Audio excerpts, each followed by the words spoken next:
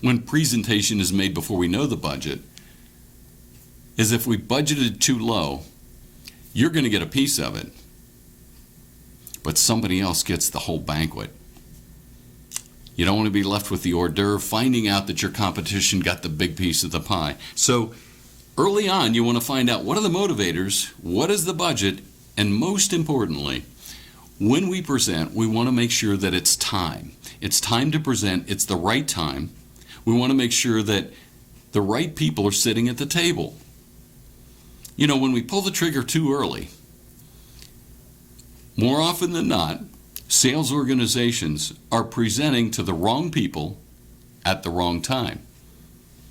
Now we're expanding the proposal process to what should have been a once and done, get a yes or no right here today, to a 6-month process of winding the proposal process, the proposal and the deck and the whole presentation throughout the entire organization, only to find that maybe there wasn't even a motivation to do this in the beginning. The motivation was, hey, if you give me a proposal, it'll make me look good and I'll get a promotion.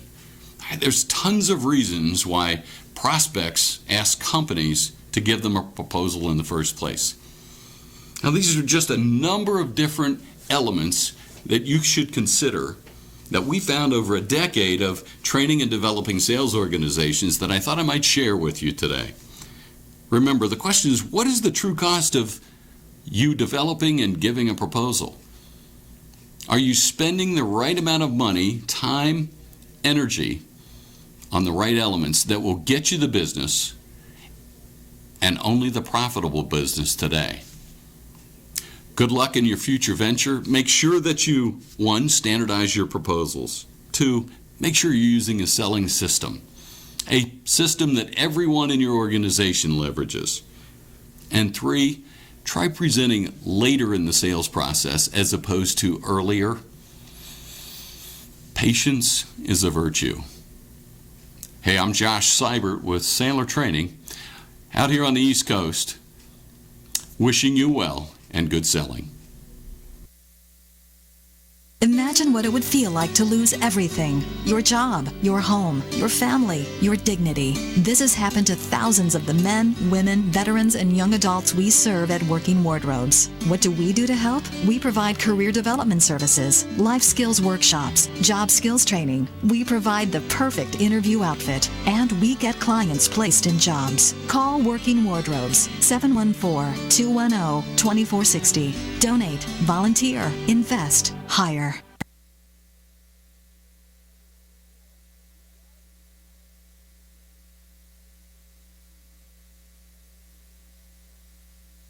Are you ready to tap into the power of social media to promote your business?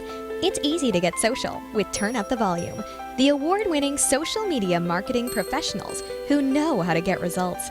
Drive web traffic, boost sales. Get social today. Visit www.turnupthevolume.com. That's turnupthevolume.com.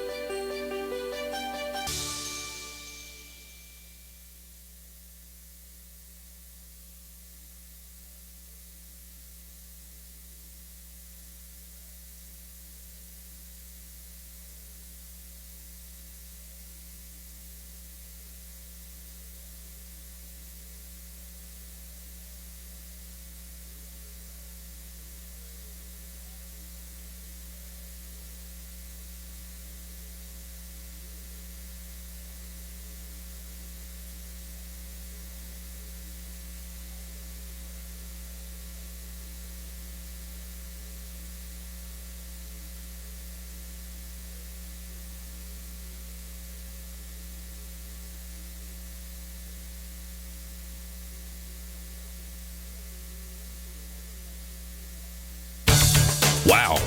Marketing predictions are out for 2015, and marketing success is changing. Did you know that Google is now actively tracking your business and personal brand and online reputation? Online and offline marketing has changed. Google is driving more than 85% of your traffic. And if your brand is inconsistent or has poor mobile usability, your rankings and traffic can suffer in 2015. To learn how your business is currently viewed, and what can be done to improve your brand's visibility and authority. Contact SunUp Group for a free marketing analysis. It could be a business game changer. Visit www.sunupgroup.com today or call 877-609-3840, extension 700.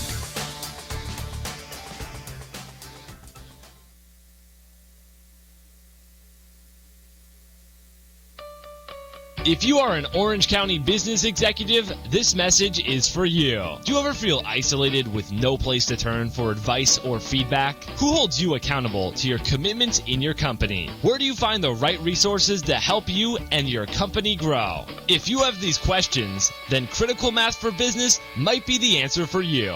Critical Mass for Business is committed to helping you make better decisions. These are groups of peers running businesses just like you, providing a great sounding board to test ideas and concepts, review plans and goals, and present issues and opportunities for discussion. The result is improved strategy, accountability, people, and execution skills. If you are interested in learning more, go to www.criticalmassforbusiness.com and learn more about our executive peer group.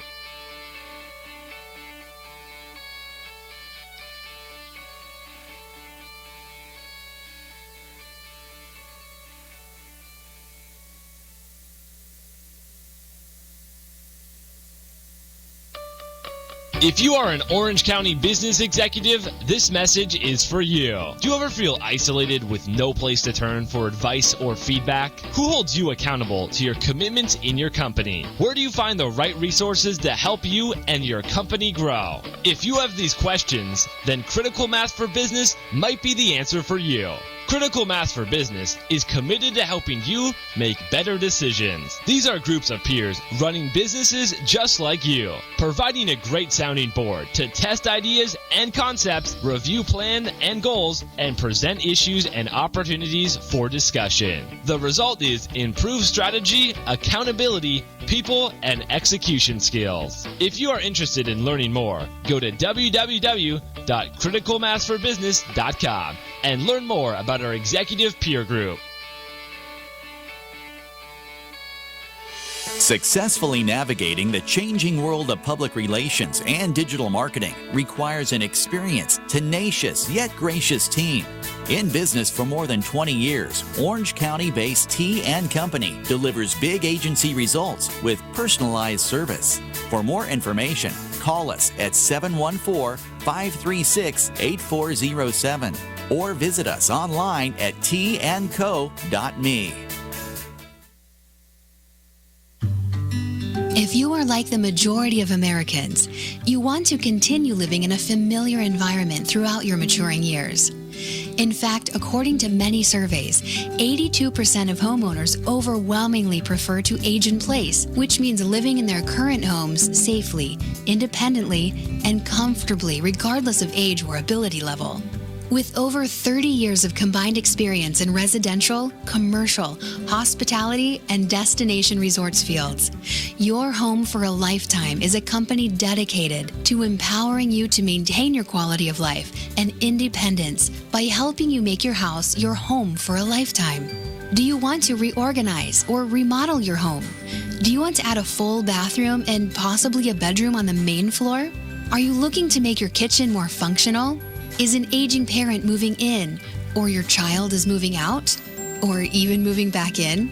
Call Your Home for a Lifetime at 949-492-1872 or check them out on the web at yourhomeforalifetime.com and find out how they can help you make your house your home for a lifetime. Welcome, everybody, to the Raad Life, the only talk radio show that takes you along with host and age explorer Raad Ghantous on his continuing journey of discovery into life's challenges, opportunities, options, and all the latest and greatest things that come with getting older. The Raad Life is brought to you this week by Your Home for a Lifetime, a company dedicated to empowering you to stay safely, independently, and comfortably in your own home. And now here is your host, Raad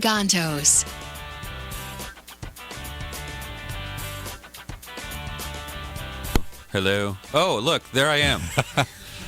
I'm a little out of it today here. Wow. As always, you Do we filled need the to- room do- with do- beautiful people here, and I'm all thumbs today. I was here, just so- going to ask you if we just needed to up your meds. That's all. Well, that could be too. That could be too. Hey, I got to do a shout out. Will you let me do a shout out here today for somebody? Can I ever stop you? My oldest and dearest buddy passed away this weekend. He had a heart attack. He was 60 years of age. He was 2 months younger than I am. And he'd had heart attacks before, so it wasn't totally unexpected. He never kind of recovered from the one 3 years ago. His heart was only at 30%. And over the past weekend, he died. He didn't pass away, by the way. I hate that. He died. And it's apropos because, again, everybody that I know, he's the first of my peers who's passed away, who's died. So how come you've been talking about this for about over a minute and you haven't even mentioned his name? That's a good point. I don't want to get choked up if I say his name was John McPhee. I met him when I was 14. I've known him for 46 years. I don't know if that still happens a lot anymore here. Wonderful guy, heck of a guy, will be missed, which I always say is a true sign of a life well lived. But and I only bring it up just because I think he deserves a shout out, but also because I think it brings to topic what we're talking about. We're not ready. We're the Peter Pan generation. We're never going to get old. Okay. We're certainly not going to die. Okay, so I think you probably didn't mention the name because you didn't want to have it be that personal. Well, and I'm going to get choked up again. Okay, here, no, it's okay. I want you choked up. Right? It's thrown me. So share something that's unique about your friend. What was unique about him, or something that's that resonates with you, or something that you refer to when you think about him. What he was always there for me and everybody else. He was one of the few people I've ever met who thought of others first. His wife, his family, his friends. He was always trying to help everybody else, and that's so rare today in a world where it's all about me.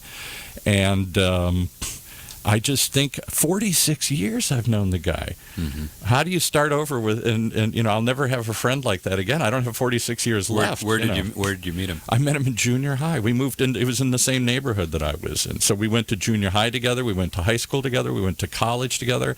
I came to California, and of course he followed a couple years later. Sorry, John, but you had to follow me. And then we worked together on and off through the years. He was in sales, and I did some sales for a while. And our lives have just been intertwined. So how often did you see John? Not well enough over the last year. In fact, we talked about every 2 weeks. He lived in San Diego. And we saw each other on a regular basis. But somehow after he got sick, I didn't see him as much. And shame on me. It was probably me. It was hard for him to get up here, and I'd make excuses because he was in San Diego. He was in San Diego. Wasn't that far away? Wasn't that far away, but I hadn't seen him in a year, and he did what was very unusual. He'd been in the hospital 4 times over the last year. He was one of these guys, never would tell anybody he was in the hospital, hated hospitals, never wanted to go to a hospital, didn't want anybody to see him in the hospital. Don't come and see me, wouldn't anybody know. And this last time when he went in the hospital a couple weeks ago, he called up and said, "I want to see you." And I thought, uh-oh, that's not good. Did you see him? I did. I went down and spent the whole afternoon with him, and we just had a normal, wonderful chat. But he was old. He because he had deteriorated so much, I hate to say this, but he acted like my 90-year-old dad before he passed away. He was forgetful. He was confused, he was unhappy, he was in pain, he was, all the things that we didn't want to see. And I think of all his friends who love him dearly, so few of us wanted to see him we don't want to see each other like that. He didn't want us to see him like that, and we didn't want to see him like that because he was always a big, tough, strong guy that helped everybody. So do you think he knew? He didn't. If he did, he didn't say a word about it, but he must have, because it was unusual for him to reach out and say, I'm in the hospital and I need to see everybody. But that wasn't part of your reality of your visit with him? No. So, it was just normal. And it was so it shook me up because when he died, I thought, we missed that last conversation. But it wasn't him. What would that conversation have been for you? I can't imagine. You guys will have to tell me. What do you see as the last conversation? The last conversation, I still can't get my head around the fact that he died. Well, the question is that conversation ever something that we actually have? Or is it always there's something else that something left unsaid? Yeah. It wasn't with my dad when he died a couple years ago. We just kind of said we loved each other. I mean, we knew he was dying, but we didn't have the... He had tried to have it a couple times with me before, like, well, when I die, here's what I want to do with my funeral and all this kind of... I kept saying, you're not going to die. Mm-hmm. It's something. I'm telling you, I feel like I've been at the front edge of this a while because my parents passed away and my best friends passed away. And if I talk to my generation, most of us still haven't experienced that yet. Mm-hmm. And so it's a shocker. You're not ready for the emotional part of it, you know. And I'll tell you the worst part, when my friend had a heart attack 5 years ago, I don't want this to be the Paul Roberts therapy show here today, it usually is, but when he had a massive heart attack 5 years ago, and they thought he actually did die on the table and brought him back twice. When I heard about it, I only heard about it after the fact, because again, didn't want anybody to know. My first thought was how horrible. I mean, I thought, oh God, my friend. Within a nanosecond, my next thought was of me. Oh my God, if it can happen to him, it can happen to me. Interesting. He's 2 months younger than I am. And I thought, oh, that's horrible. This isn't about me. But yeah, I'd be honest, that was the second thought that came into my head very quickly. So here's the thing, okay? For all those people to say, who's that annoying voice on the other side that we never see on camera, but seems to be dominating the show on certain parts? Well, because I'm the baby boomer in the room. That's the poster child for our show, right? And the experiences that his generation goes through. Yeah. But I wanted you to share, and thank you for being vulnerable like that, because I think we talk about these issues, and we've been doing this show for over a year and a half, right? Almost 2 years, and it'll be in February. February? Yeah, something like that. Yeah. And sometimes even for us who tend to be very personable in how we basically have our show, and sort of non-scripted in a big part, but it gets a little bit where we're basically maybe immune to the topic. We start basically putting it at arm's length. Yeah. We're talking about these difficult topics, but a little detached from it. Well, here's a personal exchange. This is a very, very personal exchange and sharing on your part. And I wanted people to hear that, because I couldn't think. I mean, this is sort of one of those happy accidents I talk about, right? I walked into the room. I had no idea you were going to do this. I know. But this actually lays the groundwork perfectly, because all the rest of the conversation we're going to have here today will be relating about people, okay? But each one of those quote-unquote people is a person, is a story. Yeah, right. Not a number. There are people that are attached to that. It's just not a number on a door in a corridor with a bunch of doors in it, right? It's not impersonal. This means something to people. So I thank you for sharing that, Paul, and my condolences for your loss to your friend. And I share it partly because it helps to talk about it, and I share it because this show... Plus, it's your therapy session. It's a therapy session. This show is only created as a therapy session for me to deal with all these issues. So I pay for his therapy. I don't know how that works. The key thing is, none of us are ready for this. It's coming at us. It's racing at us here. And I'll share one other thing, but this isn't today's topic, which aggravates me. I'm a good Irish Catholic. I still believe in the value of funerals, as awful as you're all making faces at me now here, of having that final goodbye, of seeing them. He's being a martyr, perfect Irish martyr. Yeah, right, exactly. Nobody's making faces. I like that that there is some resolution to it, and there is some, before you go celebrate, there is some acknowledgement that somebody's gone here. That doesn't happen anymore. My friend's not going to do that. He didn't believe in funerals. He hated funerals. His wife hates funerals. So there's going to be, a month from now, a celebration. Great. We need a celebration, but it's hard for me to wrap my head around. He's gone. We seem to just disappear. And I suspect in your homes, we have the people from Silverado Senior living here today, that people just, one day they're gone, and the next day you just change the bed. And it's well, like and I think you have to desensitize yourself a little bit in order to be able to do this day in and day out. So I'm not taking away from that. I'm not taking exactly. But I think. But for us as a society, we sometimes talk about this thing in generalities and in labels and in types of businesses and types of facilities, and we forget somewhere along the way that these people that are coming in and out, transitioning through these facilities, are not just coming in to spend a little time, like a vacation thing, one. Right. And two, every one of them actually has a support system of some sort, somebody that is connected to, they came from somewhere, they didn't hatch on the doorstep at that age, And so I think when we forget that, we start making bad decisions. Right. And we start making choices and things that are everything from what happens in that facility, how it's basically conveyed, and some are better than others. And you hear horror stories, but you also don't hear all the good stories because, Right. we are a society that is sensationalized. Everything that's bad we want to hear about, Yeah, but all the good not the stuff. truth. Well, turn on the news and hear good news? I mean, No, that's boring. you're wasting my time, right? Right. Might as well just go to another So channel. I've been on a personal crusade to this since my parents died. Everybody wants these things to be over with quickly. I don't want to deal with it. I don't want to face it. It's ugly. It's painful. It's negative. We live in a positive, happy society. We don't want to focus on the negative. And without acknowledging a loss, how can you acknowledge what they contribute? You have to do both, I think.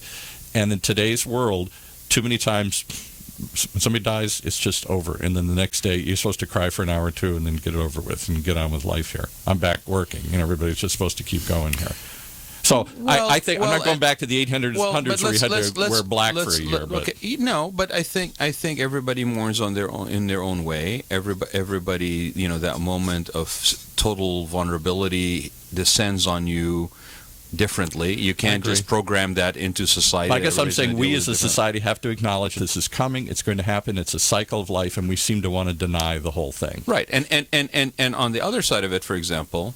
And we've always kind of compared this as kind of ironic. Is it when it comes to pets or it comes to kids? Oh, yeah, pets especially. Something happens in a school. All of a sudden, there's therapists, and basically, they're going to transition people, and they're going to work with them, and all this stuff. Yeah. But that doesn't happen with families unless you personally seek it out. That isn't really built in. The discharge manager, in case somebody is injured, it's very quick. It's based on what the insurance will cover, and then basically you're kind of on your own. So we hope, and we have been trying to provide an alternative, at least conversationally, through the show, where you're not alone. This is not something you're experiencing on your own. There are services out there if you choose to reach out to them. Sometimes they're mentioned, sometimes they're not.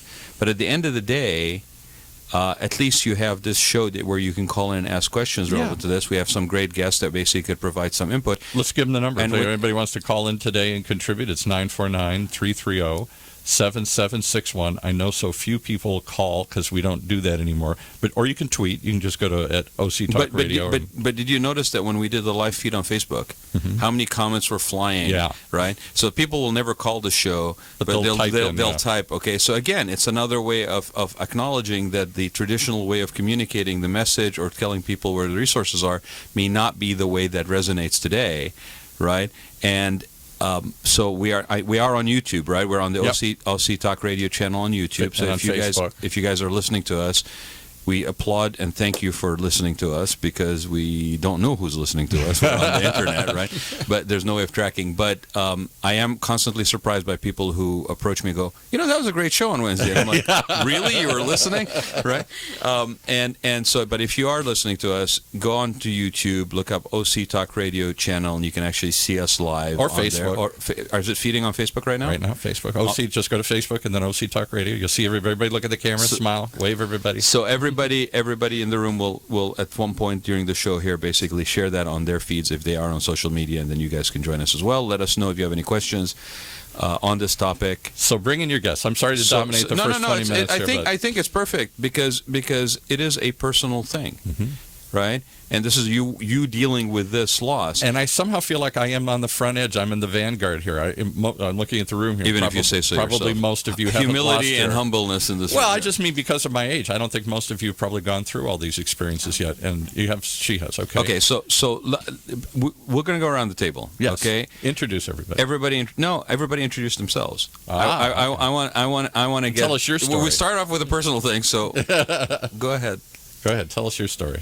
Lisa. Thank you, first of all, for having us today. Yep. It's quite an honor and an important discussion, so thank you. And my name is Lisa Hopkins, and I'm a liaison for Silverado Hospice. And Paul, and first of all, I'm sorry for your loss. I do have a personal experience and one that has compelled me to do what I do. Okay. And can you share that or tell us anything about it? Or? I actually lost my daughter. Oh, my God. 9 years ago. Oh, my goodness. That's really never supposed to happen. No, it's not.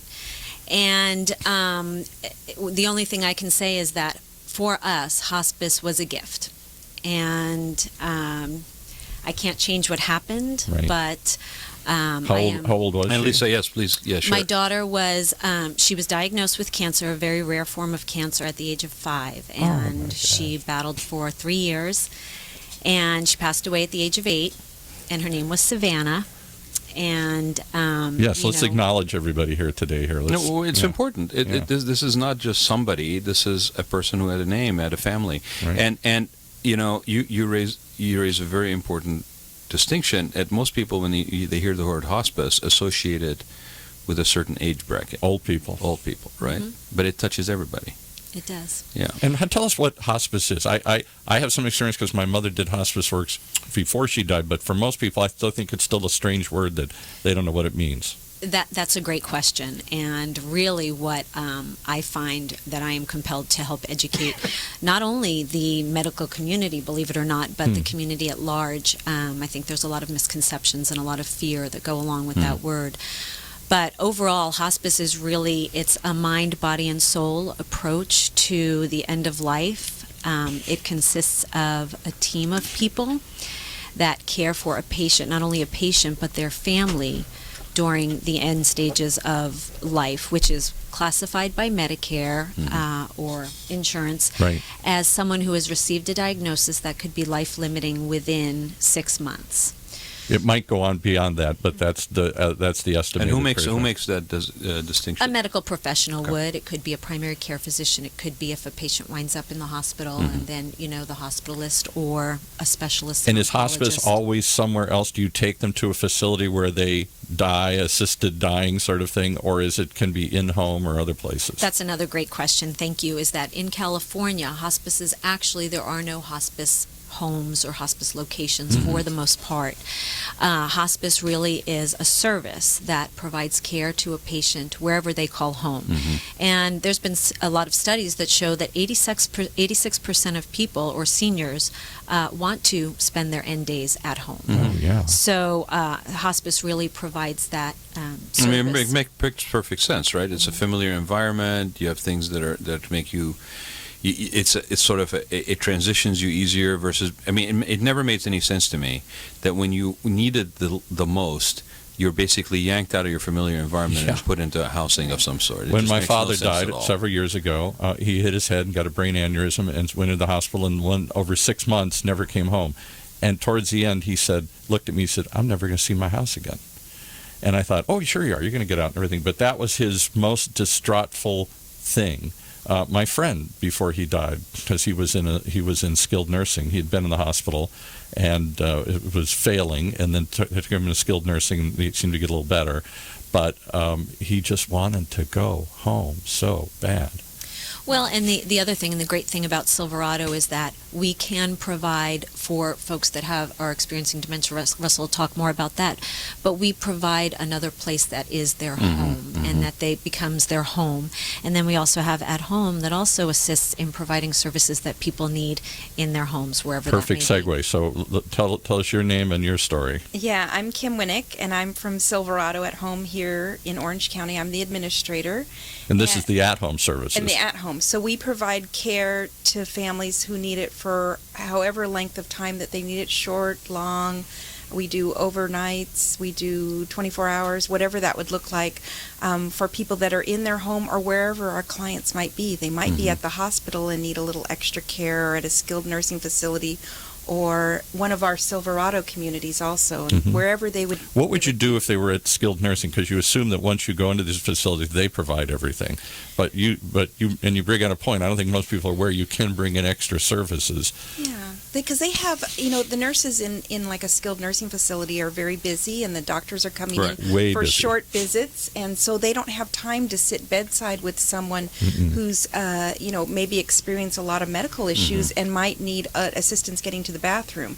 So families don't like their loved one to sit there and have to wait for someone to come, and so they'd like someone to be bedside with them. They're maybe there during the day, but they need to go home and sleep and rest, and so they want someone to be there in the evening. How about the psychological aspect of? Do you guys ever deal with that? I don't see anybody deal with that, because so often when my father was in the skilled nursing for months, and my mother prior, and my friend now, you sit there most of the time by yourself. Your family members will come, and for periods of time, the staff will come periodically and check on you. But most of the time, you sit there alone and have nothing to do but think. and fear and wonder and worry and wait. And I always thought that's got to be the hardest part. It used to drive my dad crazy, literally. Just couldn't stand it. Well, all 3 of our service lines have a master level social worker attached to them. So in the at-home service line, we have life care management, which is a geriatric care manager, and she's either a master level social worker or an RN, and she helps people through the disease process, whatever that disease process might be, and just helps them cope. She does family, engagements to try and help them get through the process to make the best choices for their loved ones' care. So let's expand on that a little bit. Like for some people, what is life care management? You touched on it a little bit. How far does it go? I mean, what are some of the things that they do with the family and with the person who's housed there? Well, they'll come in and do, almost like a therapy session with helping them through that process. We've had people that were in their home, but financially they needed to move into a community because they needed to sell their home in order to pay for their care. Right. And they were going to move into one of our Silverado communities. Right. And the life care manager kind of helped. The family had a lot of conflict going on at the time with one brother wanted to do one thing, one sister common. Very common. Yep. So she brought them together. There were some neighbors. She'd lived in her neighborhood for like 25 years, and the neighbors didn't want her sent away, and because for many it does feel like Yeah. we're going to just remove them from society and put them somewhere else where they will not, hopefully they'll be taken care of, this farm in the sky here where they can run free and be happy, but nobody's ever going to see them again. Well, which is not true at Silverado. And so what the life care manager did is she got all these people together and basically did like group counseling with them and talked them through it, then took those ladies in her community that were worried about her and took her into our Silverado community in San Juan, and they had lunch and enjoyed the engagements, and they got to see what an amazing opportunity this was for their friend. And so then it allowed them to kind of let go a little bit and not create friction for this person to have And to what's move. your story? Because you're the only one that raised a hand when you said you've been through some of the stuff. I heard, was it Lisa? Was it Yes. Lisa's story about her daughter Savannah? What's your story? Well, my stepmother actually passed away on Monday. Oh, on Monday? So- This Monday? This Monday. Oh my and God! This she- is So sorry. This is the week for it. Are you sorry for your loss? I know. too. I guess it's just Weird. comes in threes, like they say. It does, yeah. So, and she had suffered with Alzheimer's for 5 years, and we're considered experts in dementia care, even though our hospice and at-home division help families through whatever they're going through, cancer or a broken hip or something like that. Right. But Because these can be useful throughout stages in life too. Yes, you break a hip, you're going to have to go into skilled nursing. You need at-home care, whatever. The issue, you're not going to die. of dementia and Alzheimer's has its own unique conditions Wow. and ways and complications. Big so time. I think to your question that you asked before is that there are certain facilities that would basically handle a lot more of the common issues of aging. Yeah, But right. when it comes to particular things like dementia and Alzheimer's, you those do are need special, to have yeah. special. It's a specialty, yeah. yeah, in our communities, that's what they specialize Exactly. in. That's the I don't know anybody that went through actually, one of our show hosts, his mother went. I won't name him because I don't know if he wants to be named, but his mother had Alzheimer's for years. I mean years, like 10 years or something, and they had to put her in a facility. And he said, I was always so conflicted because I want to go visit. She's my mom, but she doesn't even know who I am. Mm-hmm. And Nancy Reagan's famous quote that it's the hardest thing in life because they've died, but they haven't buried them yet. Mm-hmm. You lose them a little bit at a time, Yeah. which is hard, Right. which is really, really hard. They're still there, but they're not. So, Kim, how was your experience going through that personally?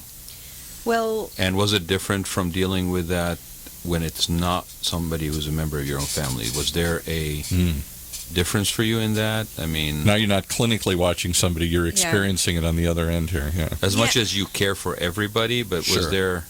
I felt really blessed to be working at Silverado for the last 4 years because I've learned so much from working with all of our families. And I used to work for the Alzheimer's Association, so I know a lot about the disease process. And We've had Jim McAleer, I think, exactly. in here several times. Yeah. I used to work for Jim. And so Patty actually was here too. Patty too, Patty yeah. Baton, Yeah. I just felt privileged to be able to help my father through that process by all the things that I've learned through working with Silverado. And because we just we handle things in such a unique way, and we don't call them facilities like you guys were speaking of. We call them communities because that's what they are for our families. I know you guys really do that a lot. Yeah. So let's bring your last guest in. Yeah, here. Russell. He's in charge of the communities, or works in one of the communities here. Yes. First of all, I just want to say sorry for all 3 of your losses here. Yeah, really. This is share your loss day here or something. Yes, but I'm Russell Martin, and I'm in the community ambassador for Silverado. I work in the Newport Costa Mesa location and for our Tustin location. So I work for. How many locations does it Silverado? We have 34 communities in 7 states. Wow. And we're Big looking to deal. expand in the East Coast as well, New York, and we're looking internationally as well. Why too. wouldn't you? Because this is a boom. I'm not trying to be difficult, be smart about it, but it's a boom business. is. I mean, the aging baby boom is at that age here, and what are we going to need? And I think the quality of service is critical because the alternative is horrendous. And abusive, Yes. and And abusive. We've talked about that. Vulnerable population, Right. and so it may be a boom business, but I think what's more important is that it's quality companies that are out there providing that kind of service. It's a needed business. Yeah. Where did Silverado start? Silverado got its start in Escondido in 1996. So Silverado's been in business for 20 years, providing, care for California grown. Yes, Company. California grown. Yeah. And we've been providing care for 20 years. So we specialize in dementia care. So here we are with this aging baby boom population, the largest that we've ever seen population wave ever hit America. After World War II, we lost 50 million people in the world, and suddenly everybody came back and made babies. The world's over. Let's have babies. And so this giant, of which I'm right in the middle of it here, and now all of a sudden we're in our 60s, and kind of in that, some of the leading edges in the late 60s, almost 70 or whatever.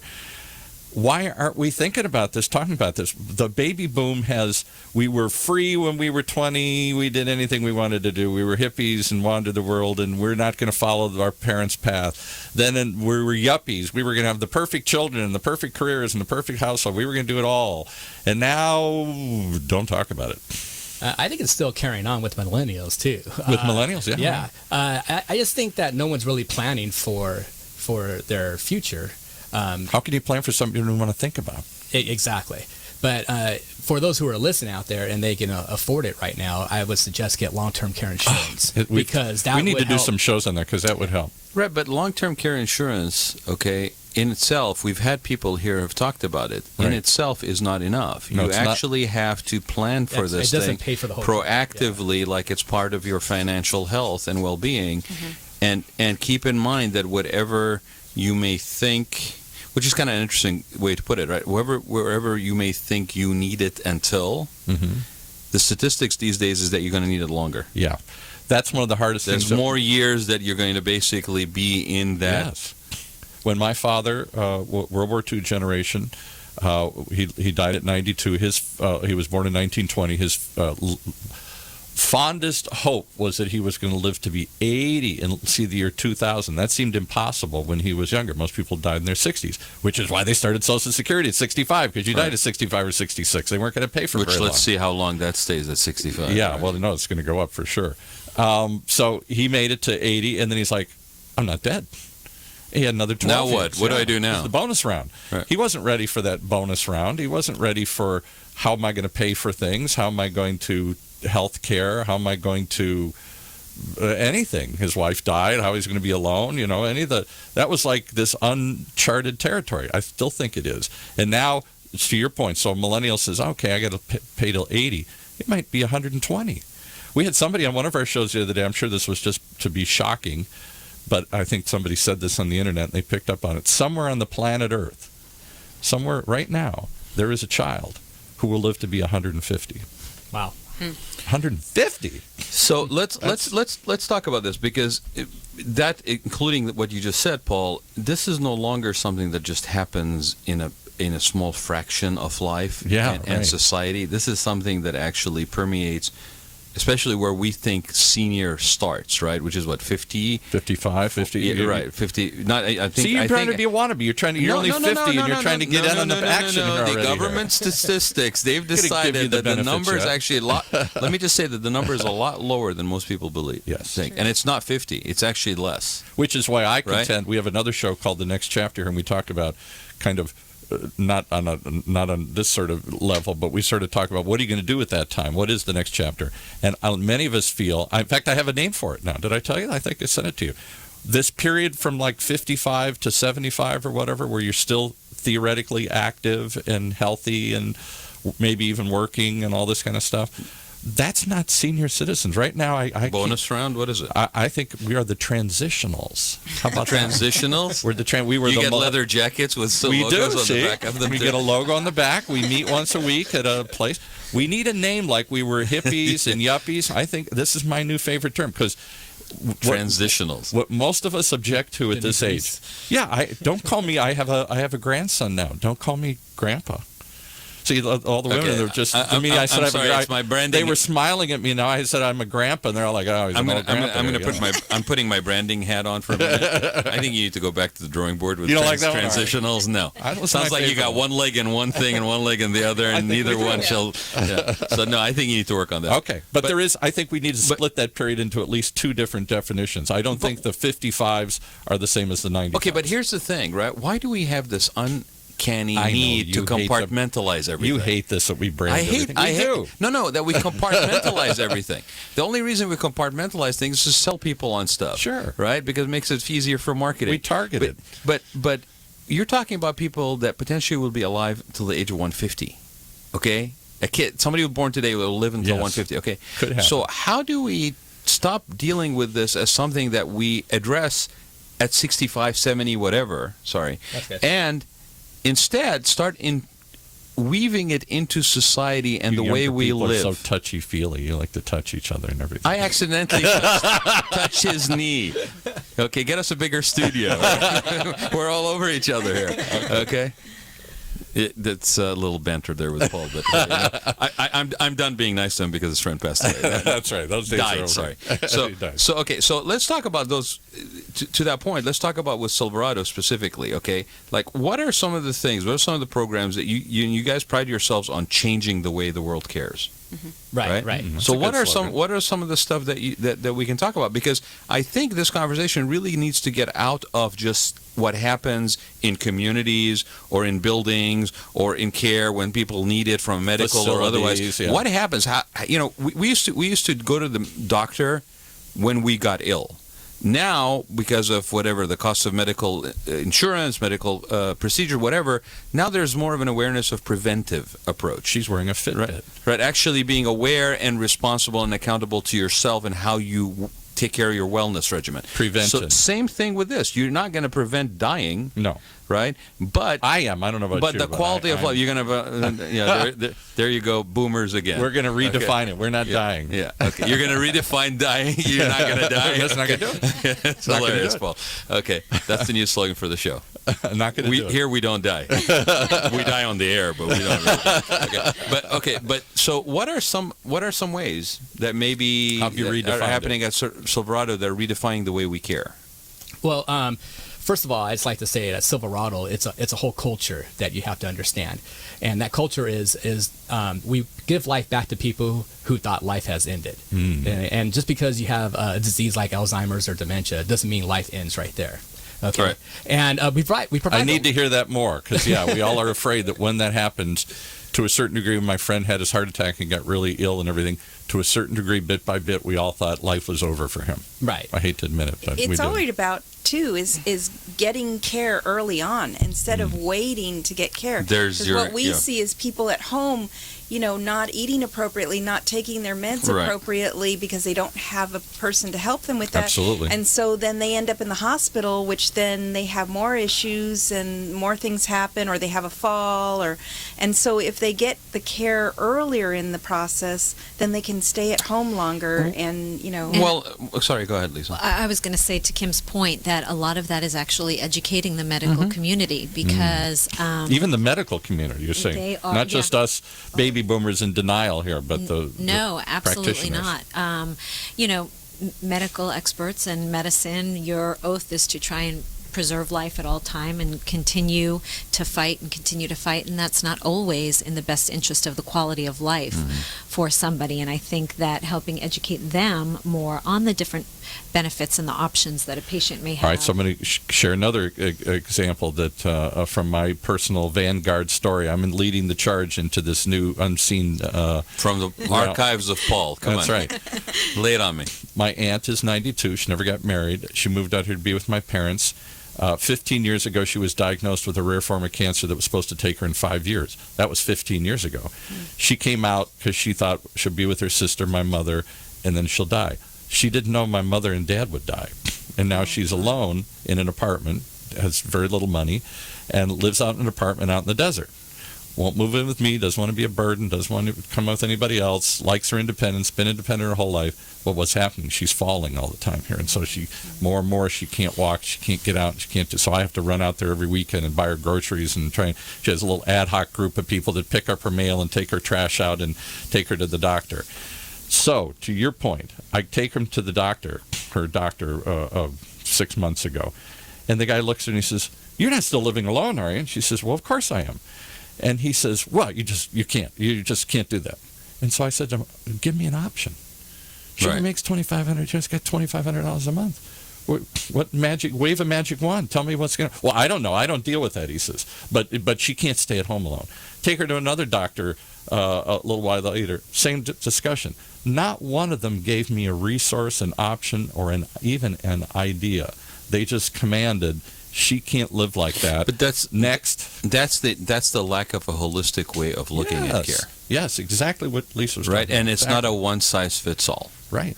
Either. Right. She does want to stay in her house till she absolutely cannot. And I think like her, there are a lot of people. And if you're trying to basically advocate or advise from a generic perspective of, well, you can't stay at home. You're a certain age, can't be living on your own, all whatever. Well, to your point, what do we have as an alternative? What do you individually have as an alternative? What do we as a society have as an alternative?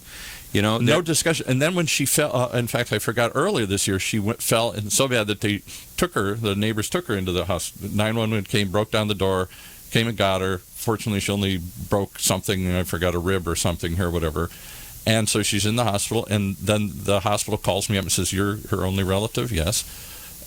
"She can't go home." I said, "No, she can't go home, but what do you want me to do?" She's got to go into a skilled nursing facility and get stronger. I have only an upstairs bedroom. She can barely walk up and down. She won't forget it, even talking about it. She ain't coming. So the doctor gets in, and the nurse says, "The doctor has ordered that she can't go home." I said, "Isn't that wonderful?" So what was the good doctor? for you. Yeah, good for you. Put the doctor on it. Give me an idea. I'm open. Tell me what to do. Oh, we don't do that. We can't tell you what to do. We can't even tell you an alternative except do it. Done. Right, but I thought, how arrogant. And here's my take. Okay, medical practitioners are fine, and to be fair to them, that putting that burden of guidance That's not their job, on them is not their job. Right. What do we as a society do? Okay, to advocate for the importance of fitness when you get older. Well, that's true too. The importance of nutrition, right? We have to rethink it. I've said this before a million times, right? All these senior centers that are in high primo real estate locations in all these towns, okay, well, with commercial kitchens that are completely underutilized because most people are less and less going into the senior centers to eat, right? Right. Okay, so city-owned, city-funded. Part of what you have to provide to be responsible in your civic role. Santa Margarita. Right. Yeah, right. So reprogram, rethink. Okay, start doing yoga. Start doing sort of senior Pilates, if you will, in there. Start doing nutritional reprogramming classes in Cooking there. classes Set up or a whatever, friggin' chef's table and bring in somebody to teach them how to make meals for themselves that are healthier. He's got an idea in the back here. Yes. Right. So my point is, this cannot be limited to basically communities or facilities that are taking care of people when they get older in transition to get them back home or otherwise. It has to be an overall approach shift for society. In the back, an idea And in the back I there. totally agree with you, Rad, about eating healthy and exercising and stuff. And we have a really good program for early stage dementia called our Nexus program Really? that focuses on that: brain healthy food cooking, exercising, stress reduction. And I'm going to talk a little So bit talk about it, yeah. I do. I go to senior centers and I do brain healthy food cooking for the seniors. You I do? Yes. Okay, exactly what he's What talking is brain about. healthy food cooking? Well, it's just being mindful of what you eat and put in your body. So going to McDonald's is really not the best option for you, but eating raw almonds is really good for your brain. Okay. And I've heard there are other foods too, like when Jim was here, somebody said cinnamon. And the Cinnamon is really good for Yeah. you. It's really good for the Mediterranean diet is very good. yeah, Yep. Mediterranean diet. Yes. But cinnamon, of all things, somehow they can't prove it, but seems to have some early indications that it helps prevent or alleviate. Well, remember the brain book I was deterioration. telling you about, the brain grain? Yes, you were talking Right, about and the impact brain on plaque grain, right? plaque buildup, and not, it hasn't really been connected, but there seems to be parallels with propensity to Alzheimer's and what, I mean, there is a connection. So we should be perpetuating that knowledge base from a proactive, preventive approach versus a reactive approach when it's too late. Yes. Now, what do you think? So Raad's- that's your mission as baby boomers. Should you choose to accept it. Okay, Mission is impossible. to do that so that when it comes my turn, it's already we programmed. figured out. Okay. What do you think of Rad's point he's made since this? And this is one of the most insightful things he said. He said a few things were pretty good. I hate to acknowledge Wow. it, but he has said this one good. That by branding them senior centers, the baby boomers stay away. I ain't going to a senior It should center. be called a wellness center. I'm not a senior. You're not getting me to walk in that door. Every See single my one of buddies those. walk in that door. I'll rib them if I walk in there. We right? call our caregivers personal attendants because everyone wants a personal attendant. Ooh, I like that. I'd love to have a personal I attendant. like Words that mean, idea. So words there you mean go. things. Packaging in that capacity mean things. Go ahead, Lisa. Let me know if you have a better word for hospice because it still does have, a. Yes. But I'll tell you. End of life I'll tell you the and thing a with strange sound to it. Yeah. But I'll tell you the thing with hospice, okay? Nobody talks about the origin of the word. Nobody talks about the hospitalers. Nobody talks about those nights that secured the path for pilgrims to the Holy Land. Because you're Okay? from Lebanon and you know the story of where the hospitality, what were they called? Right, but the Knights of Hospitality. The core of the word hospice, okay, and hospital, and hospitality, and hotels is exactly the same, okay. But we got to get our heads into a different space, looking at this stuff and how we basically present it. I saw a picture for a new senior facility opening up. I think it's in either Rancho Santa Margarita or somewhere down south. And I saw the picture. You know what the photo that was shown? There was a couple of photos of people, that were baby boomers. So Right. they looked like they were still enjoying life and probably have a monthly subscription to Viagra or something. Right? Yikes. But We're going to go there? But yes, why not? Right? Do we answer to the SEC or anything? We don't. No. All right. The other thing is this big, huge picture. The largest picture on this ad, this 3/4 of the page, right, was of an indoor swimming pool that looked like it could be in some sort of resort facility. Yeah. Okay. So the whole pitch and packaging, and it's not only because it's to the end user, right? Or the person who's going to be basically moving into there, but it's also for that person who's the decision maker in the family that sees that and says, Oh. I can see putting my parent, my dad, my mom. they'll be swimming in a every facility. day. Right. Plus, and I don't know about Silverado, but I remember when, what's that place called? Walnut Village, up in Anaheim. When they put their stuff in there, part of their programming at the time was that grandkids could be coming in and swimming with the grandparents and doing that aqua aerobics class in the pool, right? So it's a nuanced shift, but it makes a world of difference how we approach this. Dementia, I moderated a panel on dementia for the Kasem Care Foundation Aging Conference. Yep. I think it was in April, and we had a few people on there, and we talked about things like aromatherapy. We talked about things like sound, and talked about the you're getting memories into that associated. weirdo stuff here. Come on. Memory association. Your generation, seriously? No, that's Yeah, I true. play a We song. invented weirdo. I play a song for you, and probably takes you back to Woodstock, right? I mean, come on. What tree were you under, right? At Woodstock, smoking what? My right? wife was on her way to Woodstock when her friends chickened out and they turned around and went home. But she had the ticket. Oh, so she's a Woodstock wannabe. She had, and I said, if only you had held that ticket. She said, we had the tickets, and we were driving. They lived in Pennsylvania. They were driving upstate New York, and her friends chickened out and said, we can't go to this, and they turned around and went home. Did they make it to Altamar? The Altamont, yeah, the other Altamonte, one out in San Rolling Francisco. Stones? They didn't make that one. But so We were there. The conversation was about how memory connectivity between sound and smell, and how that, because it's an agitated state, right? You're kind of at a loss. You can't really relate. You know, these are conditions that are common, and the soothing impact of a familiar sound, whether it's music or sound or smell, and what that does to somebody who's actually in that condition. These are things that we should be. I mean, you go into a spa. I'm a commercial interior designer. We do spas all the time, right? Right. The candles, okay, that are sitting in the friggin' retail area, right? And how that associates that smell with that particular location, right? So you want to soothe me? You think about all these people that have already been pre-programmed because of the spa industry, right? That a certain smell is going to just calm them down instantaneously, right? They get agitated, fuse in some of that candle smell that they know from their days when they got massages. I'll give you a hint here for your Silverado care facilities or anything else, or even at home. Hospice has. Well, I was just going to say, Rad, you're brilliant. He loves that when people say that. Well, I don't get it from you. Thank you, Lisa. It's interesting that you brought up all of that with the smell and all of those experiences that will soothe. You know, looking outside of the box of traditional medicine. And at Silverado Hospice, we really focus on wanting to keep the patient as vibrant as possible, as little medicated as possible to deal with their symptoms that they're experiencing. And one of the programs we have to do that is our essential oils program. Wow, see? So, there you go. Well, can I throw in different another one essential for you? oils have different impact on different people. They do. Yeah. Let me throw another one in for you here. I used to be in the bar and restaurant business, and we would do a real estate show, and they talk about this. If you want to sell a house today, what do? You have baked chocolate chip cookies. There you go. Right. Baked chocolate chip or a pie or something like that in the oven. It feels like home the minute you walk in. And again, my silly... That's the association right there. My silly example, which I think I shared in one of these other shows, I'm originally from Detroit. That's where I spent most of my youth. And so there was a place out in the desert, just opened up. It was called Detroit Coney Islands. They have these particular kind of hot dogs in Detroit. Everybody has their hot dog story, and Dodger dogs here or something else. And I thought, what's the big deal? So I went out there, and this was just like a year or two. This is after my father died. And I went in, and I looked around, and I said, okay, lots of pictures of Detroit. And then, we fly all this stuff in, and so, okay, great. Give me one of the hot dogs. And I didn't have any particularly fond remembrance, I thought, of a hot dog in Detroit.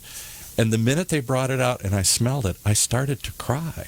And I went, oh, my God. And the lady came over and said, what are you crying for? I said, I don't know. And I started thinking about, oh, my God, this is my dad and I at the ballpark and my dad and I doing all this stuff. And I was like, oh, my God, I forgot what these things smell like. But the smell was stronger than my visual memory. Well, do you remember?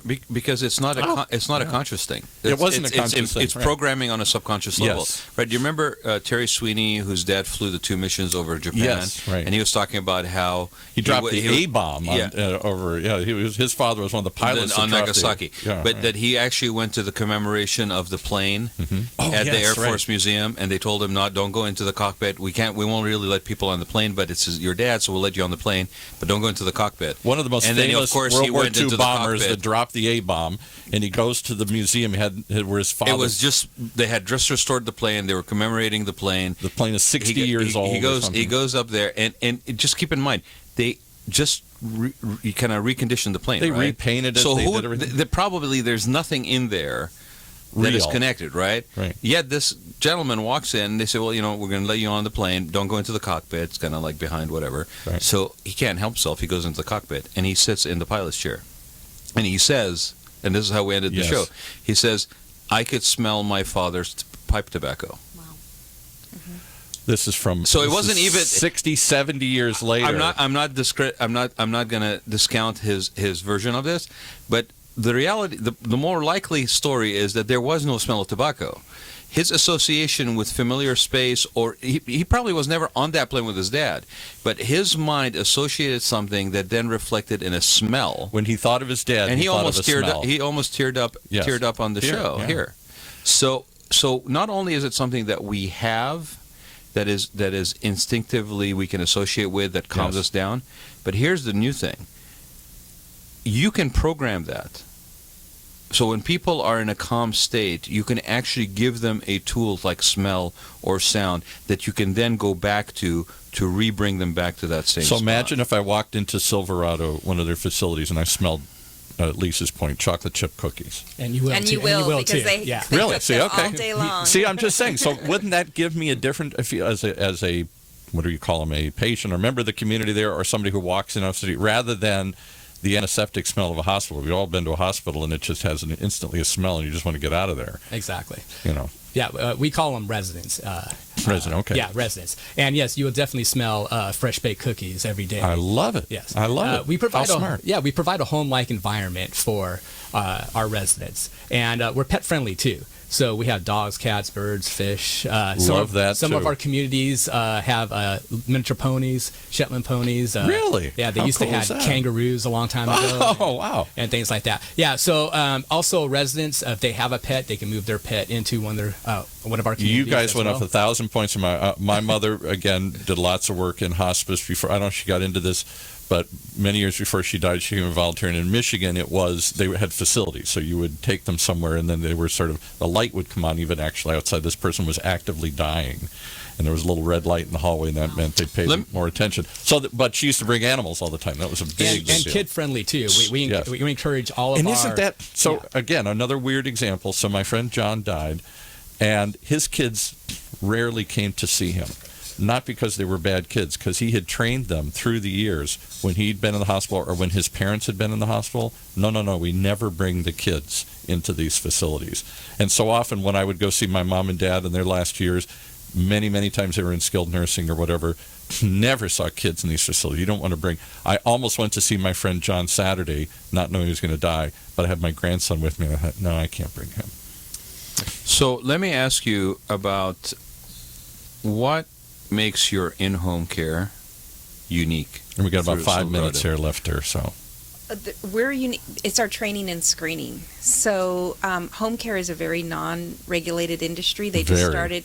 Yeah, exactly. And so They did start some new regulations. they did recently. just this last year in January. Now they require fingerprinting. We Which are is licensed. unbelievable Yeah, that- which is Yeah. thank God finally, Yeah. right? And but at Silverado, since we use our personal attendants in our communities and also with our hospice division, we all work together. We have to meet the same level of requirements for a residential care facility. So all the background screening, we do. Because that was horrible. There were people with criminal records, and they were Right. going out to people's houses, and We won't hire anyone with arrest convictions or DUIs.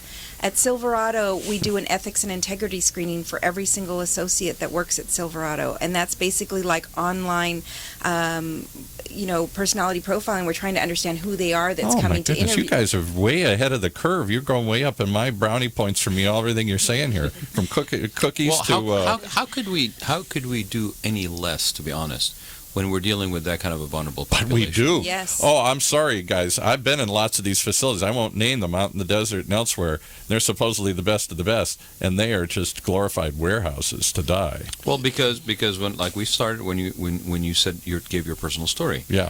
somewhere along the road, somewhere along the way, we lose the fact that these are real human beings Yes. that we're basically taking care of. This is Right. not just a number, and then because they pass away, then it's almost like there's a bit of a disposability. It's like, oh well, we're just going to replace that name. I'm not They saying do. that. I'm not saying that people are mean, bad people. It's just that you have to be a lot more sensitive, given the fact that you're dealing with such a vulnerable population. Now, Exactly. let me ask the ugly question. Money. I still think all of these facilities, I understand the cost and the care and the liabilities and everything else, but for the average person, they're unaffordable. Well, I mean, I don't know if you want to broach that subject, but it's got to be $5,000-$6,000. How does it get paid for? Yeah. And Medicare. My assumption was, like many in my generation, that there would be some government subsidy that would help pay for that. At the moment, there is none. Kim, it used to be a family ambassador. You can answer that. Oh, yes. So Money. there's long-term care insurance. There's also veterans benefits that you can receive. That's true. But most of it, unfortunately, is private pay. And what's the average got to be? I won't embarrass you guys and say what your facilities cost, because I'm sure they're not cheap. But I'm seeing $5,000, $6,000, $7,000. You're right in the range. And that Alzheimer's can be 8, 9 or more or something here. Yeah, you're pretty much in the range. You're in the range. Yeah. So who has that kind of money other than a small section of the population? The vast population, baby boomers have the least amount of money saved of any generation. And we've been having that same conversation, by the way, for at least a decade that I know of. I've been involved with seniors since 2008. Okay, right. Almost 10 years. We've been having the same conversation for over 10 years. How does it get paid for? Right. And the answers, to be honest, have been exactly the same. Long-term care insurance, veterans benefits. Most people don't know how to navigate those, so we give them guidance to that. No. But you had somebody on one of your shows to talk about. Yeah, but everything's coming out of savings or some family resources or something of that nature. Okay, we cannot afford to continue to do that. We have an increasing. You touch your point of it's a boom business. Right. Yes, we have an increasing pool of people that are going to need these services. Yes. Starting with the boomers, and millennials are larger than the boomers. Yes. So with another 20-year cycle, we're going to start seeing more people also be needing this.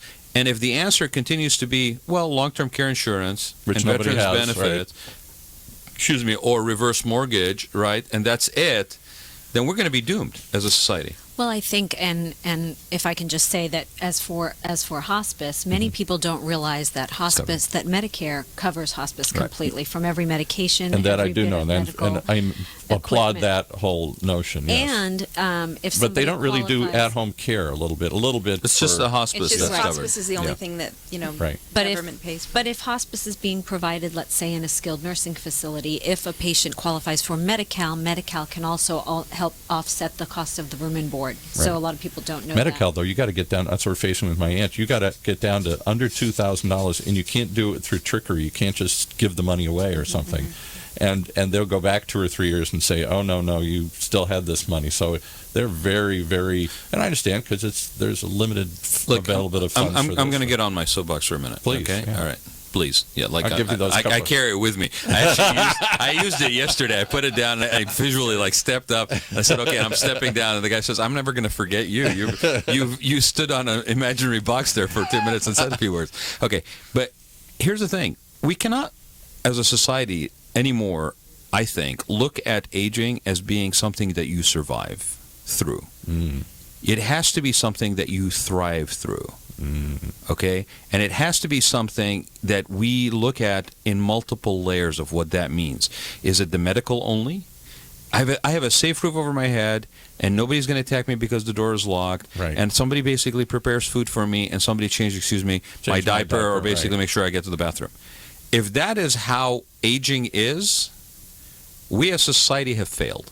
And that's the way it feels for a lot of us. I'm sorry. I think, Rad, that the first step is having shows like this and having that conversation. And you have, a different range of ages between Russell and myself. But, going out into the community and starting to have those conversations younger. We recently did and I know that that these guys. You all also look do like the you're 12 to me. events. So anyway. Thank you. That made my day. But we recently did a Hospice 101 presentation in a senior center, right? And we had quite a turnout, and it was a range of ages, people coming to find out really what that was all about and what that looked like for their future. And I think that really in the community, that conversation has to just be kept going. Are we wrong that other than this show? I mean, I'm not trying to just pat us on the back for this show, and for Rod for the support he's given through the year to do this, but I don't know where else is conversation, because I don't see it. When I get together with my friends, we don't talk about this. When I turn on TV, if it's aimed at my generation, they're not talking about this. I don't ARP magazine, but they don't seem to really hit me. They seem to hit more of the 75, 85-year-old. I don't feel like it talks to me when I look at ARP magazine. And you can't package it. Okay, you can't package this thing where it's the 3 tips on how to survive old age. Or 5 things you need to know for the summer of aging, right? Or something like that. You how kind to get in your bikini body. And There's how your to $1 million idea. Yeah, right. Well, we do a lot of outreach at Right. Silverado, though. I mean, recently we all went and spoke, and we had a speaker at the Jewish Federation of Family Services event that they had over the weekend, and 500 people showed up to that, and That's we had impressive. all 3 service lines were there, speaking to them and educating people on what was. Well, I'm going to going on. encourage you guys should think of doing either through supporting this show or starting one on your own or doing it internally. You should have an ongoing dialogue. You should have your own podcast. You should have your own show as a community where you share stories of people in the community, people who work within the community, people who are thinking of what's on that other side of the fence. But how you do it is critical. Critical. Okay, Can't be an infomercial. I'll share. Yeah, no. One of the hats I wear is president of the Historical Society in San Clemente. Yes. When I first got involved with that organization 13 years ago, we were trying to, yet again, save a historical theater in San Clemente. Right. And the word save, right? And I said, no, we're not going to save it. We're going to celebrate it.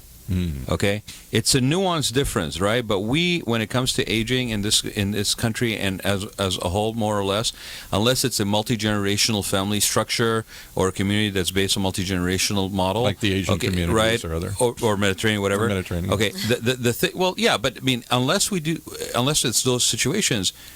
It's an issue of saving somebody. It's an issue of maintaining Absolutely somebody. right. It's not an issue of celebrating. No. It's not an issue of sharing the stories of those people. And instead of society basically wants to just park them on the side until their hours are over, they actually are celebrated.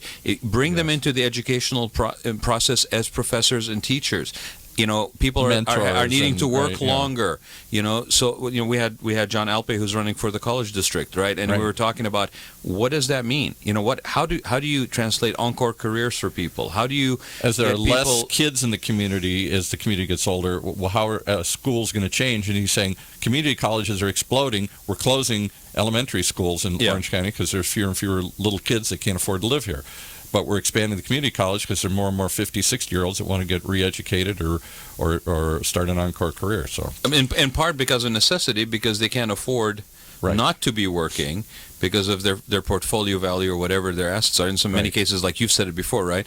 Like, I don't know, I just kind of lived life, right? Your father saved from day one. From day one. Oh, he still had the spent first from day one. dollar. Yeah, exactly. Yeah. I spent from day one. He saved from day one.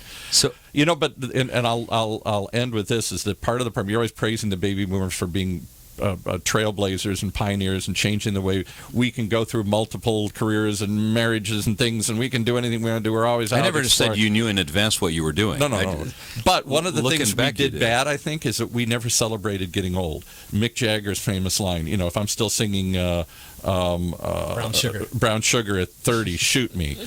The Who never... He still is. Right? Anybody over 30, never trust anybody over 30 when I was a kid. We didn't celebrate age and old age, and so we still to this day are the Peter Pan generation. We're never going to grow up. We're never going to get old, and so we don't celebrate any of this phase of life that we find ourselves in. So we haven't learned to celebrate it. Let's give people how to find out more about Silverado, how to get in touch with you guys. We'll just go around the table, Lisa.